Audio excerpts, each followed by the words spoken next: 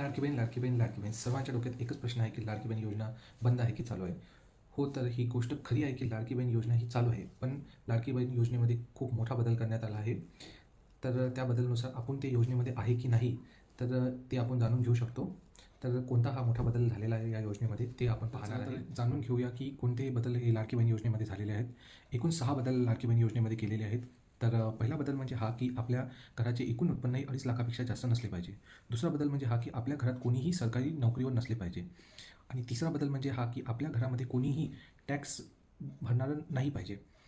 चौथा बदल म्हणजे हा की आपल्या घरची एकूण शेती ही 5 एकरपेक्षा जास्त नसली पाहिजे.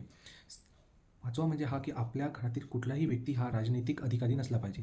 आणि सहावा म्हणजे हा घरातील कुठलाही व्यक्ती हा पेन्शनधारक नसला पाहिजे. तर हे एकूण 6 असे मोठे बदल करण्यात आलेले आहे.